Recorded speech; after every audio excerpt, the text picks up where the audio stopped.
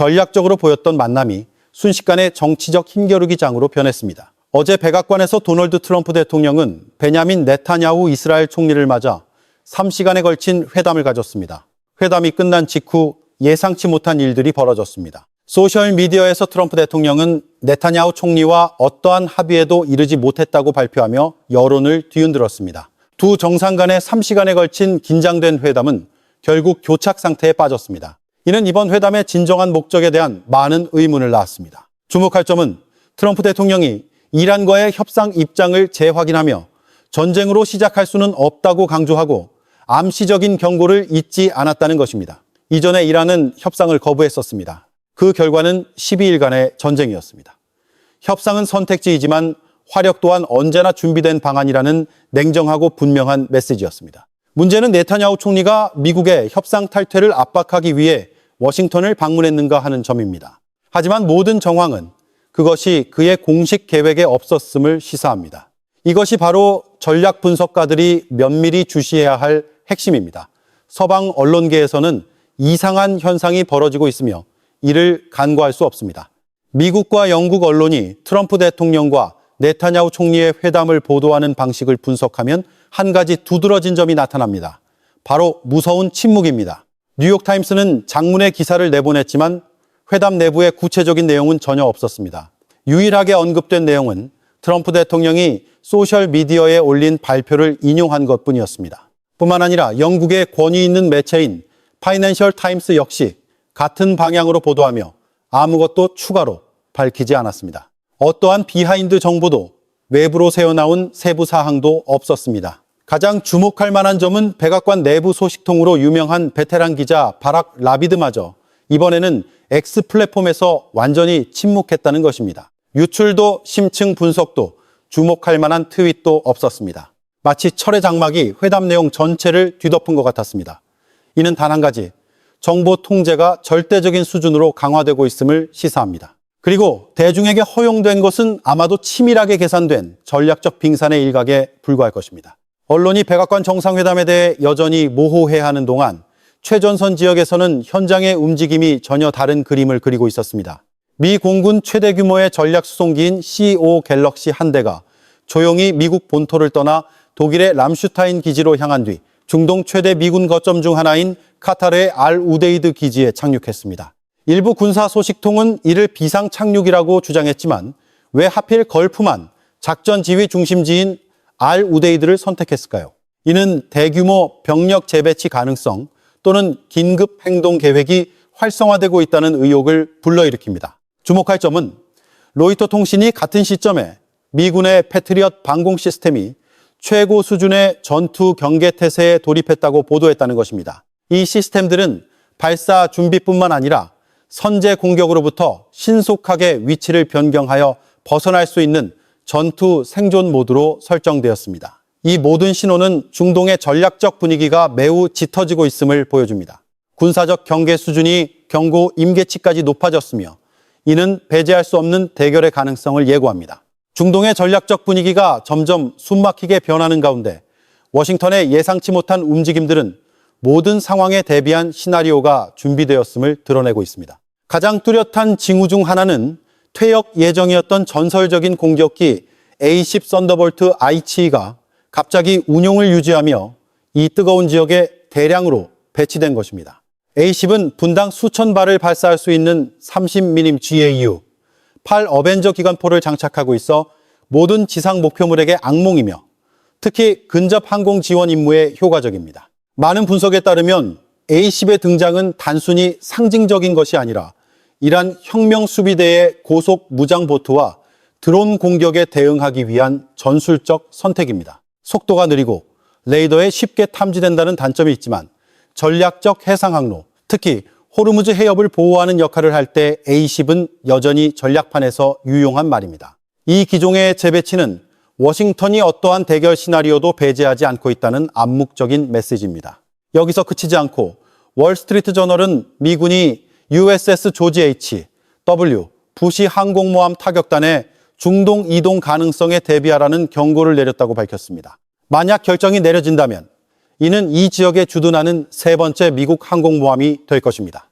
이는 미국이 공중뿐만 아니라 해상에서도 전면적인 억제 태세를 구축하고 있음을 명확히 보여주는 신호입니다. USS 에이브러햄 링컨을 포함한 두 척의 항공모함이 페르시아만에 주둔하고 있고 다른 한 척이 지중해에서 활동하는 상황에서 이제 세 번째 항공모함 USS 조지 H.W. 부시의 등장 가능성은 이 지역에서 전례 없는 군사적 집중을 야기할 것이라는 우려를 낳고 있습니다. 이는 더 이상 단순한 무력 과시가 아닙니다. 패트리엇 방공 시스템과 F-22, F-35와 같은 5세대 스텔스 전투기의 동시 배치는 비정상적으로 높은 수준의 전투 준비 태세를 예고합니다. 공군, 해군, 방공. 워싱턴은 이란 바로 옆에 세 개의 공격 축을 세우고 있습니다. 큰 질문은 이란과의 협상을 계속하겠다는 선언이 더 복잡한 전략의 표면에 불과한가 하는 것입니다. 여론과 언론이 화해의 메시지에 이끌리는 동안 마쿠에서 조용히 실행되는 비밀 계획이 있는 것일까요? 군사 소식통들은 만약 USS 조지 H. 부시가 실제로 걸프만으로 이동한다면 이는 수년 만에 가장 큰 규모의 미 해군 집결이 될 수 있다고 경고합니다. 그리고 세 척의 항공모함이 동시에 주둔할 때 각각 수천 명의 병력, 수십 대의 전투기, 장거리 공격 시스템을 탑재하고 있으므로 테헤란과의 충돌 시나리오는 더 이상 허황된 이야기가 아닙니다. 지금 가장 역설적인 것은 워싱턴의 말과 행동 사이의 간극입니다. 도널드 트럼프 대통령은 테헤란과의 협상을 계속하고 싶다고 거듭 밝혔지만 현장에서는 미군 조직이 C-5 갤럭시 전략 수송기 이동, 지상 킬러인 A-10 썬더볼트 IE 증강, 패트리엇의 기동 생존 모드 전환, 심지어 중동의 추가 항공모함 준비까지 적색 경보 수준으로 움직이고 있습니다. 이것이 진정으로 평화를 추구하는 국가가 행동하는 방식일까요? 문제는 이것이 협상 테이블에서 압박을 가하기 위한 전략인지 아니면 이미 예정된 전쟁 게임의 시작인지 하는 것입니다. 전략 분석가들은 높은 수준의 군사적 압박을 유지하는 것이 양날의 검이라고 말합니다. 이는 상대방의 양보를 강요할 수 있지만 동시에 의도치 않은 충돌이 발생하기 쉬운 환경을 조성합니다. 그리고 호르무즈 해협과 같은 지역에서는 작은 해상 충돌 하나만으로도 모든 계산이 통제를 벗어나 분쟁을 촉발할 수 있습니다. 언론이 트럼프 대통령과 네타냐후 이스라엘 총리의 회담에 대해 아는 것이 소셜미디어에 올라온 어떤 합의도 이루어지지 않았다는 짧은 상태 메시지뿐일 때 회의실 내부의 거의 절대적인 침묵은 극도로 이례적이 됩니다. 보통 미국과 이스라엘과 같은 전략적 동맹국 간의 고위급 회담에서는 아무리 비밀리에 진행되더라도 항상 통제된 유출 정보가 언론에 공개되기 마련입니다. 그러나 이번에는 모든 문이 닫히고 모든 정보원이 차단되었습니다. 이는 분석가들로 하여금 아직 공개할 수 없는 민감한 합의가 있었던 것은 아닌지 큰 의문을 제기하게 합니다. 특히 C-5 갤럭시, A-10 썬더볼트 IU, 패트리엇에서부터 세 척의 항공모함 배치 가능성까지 현장의 군사행동이 계속해서 고조되는 상황에서 아무것도 달성하지 못했다는 발표는 그 어느 때보다 의심스러워 보입니다. 언론 발표와 전장의 현실 사이에 위험한 불일치는 지역 전체를 팽팽한 긴장 상태로 몰아넣고 있습니다. 문제는 이것이 테헤란을 불리한 위치에서 협상 테이블로 끌어들이기 위한 극도의 압박 전술인가, 아니면 미국과 이스라엘이 지역적 규모의 군사 충돌을 단계적으로 준비하고 있는 것인가 하는 것입니다. 그 답은 아마도 더 이상 오래 숨겨지지 않을 것입니다. 앞으로 며칠 안에 모든 것이 분명해지거나 폭발할 수 있습니다. 많은 전략 분석에 따르면 현재 진행 중인 상황은 수십 년 만에 중동에서 가장 큰 규모의 미군 집결일 수 있습니다. 페르시아만에만 집중된 것이 아니라 이란의 북쪽, 서쪽, 동쪽으로 향하는 세 개의 핵심 접근로인 아르메니아, 아제르바이잔, 투르크메니스탄에서도 이례적인 병력 이동이 기록되었습니다. 이는 더 이상 단독적인 과시가 아니라 단계적으로 구축되고 있는 전략적 포위망입니다. 만약 두 번째 항공모함인 USS 조지 H.W. 부시가 실제로 이동한다면 이는 약 70대의 전투기와 전자전 항공기가 합류하여 압도적인 공습 능력을 창출하게 됨을 의미합니다. USS 조지 H.W. 부시는 USS 에이브러햄 링컨과 비슷한 수의 항공기를 탑재하고 있으며 그 중에는 예고 없이 구식 방공 시스템을 뚫을 수 있는 스텔스 전투기 F-35도 포함되어 있다는 점을 기억해야 합니다. 중동의 두 개의 항공모함 타격단이 동시에 주둔하는 것은 단순히 억제력을 넘어 장거리 공습, 공중 강습, 해전 지원을 준비하는 다층적 공격의 발판입니다. 이러한 구성으로 이란의 서쪽과 남쪽, 영공 전체가 미 해군 항공대의 작전 범위에 들어가게 됩니다. 그리고 만약 분석이 맞다면 이란에 대한 전면 포위 시나리오는 더 이상 전략 이론이 아니라 단계적으로 실행되고 있는 계획일 수 있습니다. 긴장이 끊임없이 고조되는 가운데 미국과 이란 사이의 외교의 문은 서서히 닫히고 있습니다. 왜냐하면 전략적 현실은 미국이 동시에 두 척의 항공모함을 중동에 배치했다가 빈손으로 돌아온 전례가 없다는 것을 보여주기 때문입니다. 각 항공모함의 운영 비용은 연료, 군수, 전투기 편대, 지원 시스템 등 지구상에서 가장 비싼 축에 속합니다. 그리고 두 척의 항공모함이 동시에 움직일 때 그것은 결코 단순한 방어적 조치였던 적이 없습니다. 일부 전문가들은 최근의 기억을 상기시킵니다. 지난 6월 미국이 방어를 명분으로 항공모함을 걸프만으로 이동시켰던 12일간의 전쟁, 그리고 불과 며칠 후 중동의 여러 핵시설이 공습으로 정밀 타격당했습니다. 따라서 이번 병력 이동은 가볍게 볼 수 없습니다. 두 개의 항모 타격단이 자리를 잡고 A-10, F-35, 패트리엇 시스템이 전투 준비 태세에 들어갔을 때 테헤란에 보내는 메시지는 분명합니다. 미국은 경고하러 온 것이 아니라 행동할 준비가 되어 온 것입니다. 도널드 트럼프 대통령이 공개적으로 이란과의 협상을 계속하고 싶다고 선언하는 동안 현장에서는 기습적인 선제 공격 능력으로 유명한 스텔스 전투기 F-35가 중동에 배치되었습니다. 이 항공기는 방어를 위해 설계된 것이 아니라 방어선을 뚫고 멀리서 전략적 목표를 파괴하기 위해 태어났습니다. 동시에 페르시아만의 방어 시스템은 이미 충분히 강화되었습니다.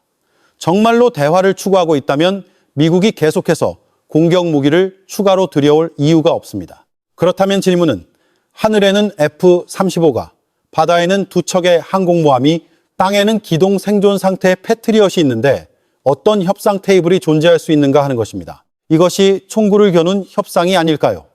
한편 이란의 알리라 리자니 관리는 테헤란이 여전히 협상 메커니즘에 대한 미국의 구체적인 제안을 기다리고 있다고 밝혔습니다.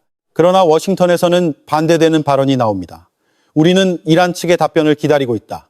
양측 모두 기다린다고 선언하지만 현실은 이 줄다리기가 평범한 외교적 흥정이 아니라 한쪽의 실수만으로도 몇 시간 안에 전쟁이 촉발될 수 있는 위험한 게임임을 보여줍니다. 긴장된 줄다리기 속에서 이란의 알리라 리자니 관리가 갑자기 긴장을 완화하는 신호를 보냈습니다. 그는 중요한 것은 숫자가 아니라 우라늄 농축 권리를 보장하는 합의라고 선언했습니다. 동시에 그는 협상이 긍정적인 방향으로 진행되었고 미국 측이 해결책을 찾으려는 의지를 보였다고 주장했습니다. 그러나 아직 최종 결론을 내릴 수는 없습니다. 다음 협상 라운드는 추후에 발표될 것입니다. 여기서 주목할 점은 테헤란이 주도적으로 목소리를 낮추고 심지어 실질적인 것보다 상징적인 낮은 수준의 우라늄 농축을 받아들일 준비가 되어 있는 것처럼 보인다는 것입니다. 그러나 이란이 유화적인 신호를 보내는 동안 워싱턴은 냉정하게 침묵을 지키고 있으며 명확한 외교적 반응 대신 F-35, A-10, 패트리엇 그리고 두 척의 항공모함을 중동에 근접시키는 군사적 움직임을 계속하고 있습니다. 이것은 관측자들로 하여금 모든 현재의 조치가 트럼프 네타냐후 회담 이후의 반응이 아니라 이란 측의 화해적인 태도와 상관없이 정해진 로드맵에 따라 전개되는 미리 계산된 군사 시나리오가 아닌지 의심하게 만듭니다. 한 이스라엘 기자는 의심 가득한 질문을 던졌습니다. 만약 도널드 트럼프 대통령이 네타냐후 총리가 이란에 대한 전략적 목표를 달성하도록 돕는다면 워싱턴은 무엇을 얻게 될까? 이스라엘이 가자 지구와 레바논에서의 입장을 조정할 것인가? 이러한 추측은 근거가 없는 것이 아닙니다. 특히 두 지도자 간의 전체 회담이 정보 유출 한 줄 없이 비공개로 진행되었을 때 더욱 그렇습니다.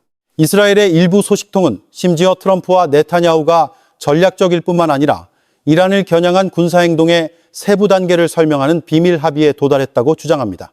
만약 이것이 사실이라면 F-35를 중동에 보내고 항공모함을 이동시키며 아르메니아, 아제르바이잔, 투르크메니스탄에서 이동 신호가 나타나는 등 현재 벌어지고 있는 일들은 더 이상 억제가 아니라 발사 전 마지막 화력 집중 단계입니다. 모든 것이 사전에 계산된 것으로 보이며 트럼프 네타냐후 회담은 단지 군사적 절차를 활성화하는 기점이었을 뿐입니다. 이 체스판에서 이란은 단순한 목표가 아니라 언제든 폭발할 준비가 된 계획의 중심입니다. 각 당사국이 협상을 원한다고 선언하는 동안 석유 시장은 다른 이야기를 하고 있습니다. 현재 유가는 배럴당 70달러 선에서 변동하고 있습니다. 이는 단순한 경제 통계가 아니라 전쟁 발발 직전의 불안을 측정하는 지수입니다. 투자자들은 한 가지를 분명히 알고 있습니다. 걸프만은 안정적이지 않다는 것입니다. 공식적인 충돌이 발생하지 않은 상황에서 유가가 높은 수준을 유지하는 것은 그들이 모든 것이 말로만 그칠 것이라고 믿지 않음을 보여줍니다. 군사적 폭풍이 형성되고 있을 수 있습니다. 그렇다면 전쟁이 발발할 경우 공격 형태는 어떠할까요? 군사 소식통에 따르면 워싱턴은 이란이 가장 약한 공군의 절대적 우위에 중점을 두고 있습니다. 테헤란이 강력한 장거리 미사일 비축량을 보유하고 있지만 이란의 현재 방공 시스템은 미국과 이스라엘의 합동 공습을 막기에는 역부족입니다. 이 공습은 모든 레이더 방어망을 뚫도록 설계되었습니다. 이것은 대규모 지상전이 아니라 F-35, F-22 그리고 토마호크 순항 미사일을 이용한 고속의 다층적 선제 공습이 될 것입니다. 이란의 핵시설, 미사일 저장고, 지휘통제센터, 전략 정보 시스템을 직접 타격할 것입니다. 많은 전문가들이 예측하는 시나리오에서 레이더 감시망, 러시아제 S-300 미사일 시스템, 중국산 방공 기술을 포함한 이란의 지상 방공 시스템은 첫 공습에서부터 목표가 될 것입니다.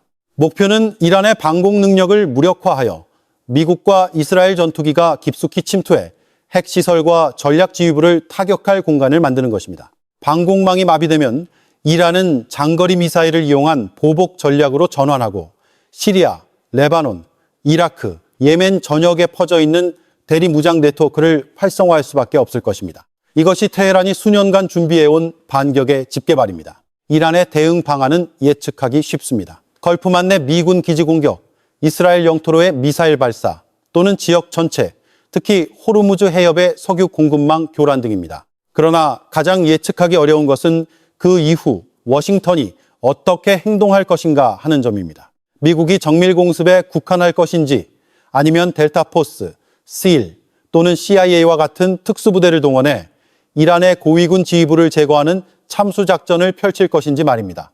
만약 두 번째 선택이 이루어진다면 이 분쟁은 단순한 공중전이 아니라 테헤란 정권의 통치 핵심을 직접 타격하는 다층적 공격작전이 될 것입니다. 일부 전략 분석가들은 도널드 트럼프 대통령이 이란을 대하는 방식과 과거 베네수엘라에 적용했던 스타일을 비교하며 주목합니다. 가장 최근 작전에서 워싱턴은 압도적인 군사력을 배치하고 정치적 압박을 가하며 경제 제재를 통해 카라카스의 양보를 강요했습니다. 일부에서는 이를 테헤란을 상대하는 베네수엘라 플레이북이라고 부릅니다. 그러나 전문가들은 이란이 전략적, 지역적 힘의 측면에서 완전히 다른 상대라고 경고합니다. 일부 야당 지도자들과 내부 요인들이 미국의 압박에 유리한 조건을 만들어 주었던 남미 상황과는 달리 이란은 복잡한 군사, 정치 시스템과 동맹 네트워크를 가진 국가로 모든 잠재적 대결을 예측하기 어렵고 장기화될 수 있게 만듭니다. 분석가들은 트럼프가 병력을 집중하고 협상을 위한 판을 깔되 외교적 노력이 결과를 내지 못하면 결정적인 목표를 가진 단호한 행동을 취하는 전략을 추구하고 있을 수 있다고 봅니다.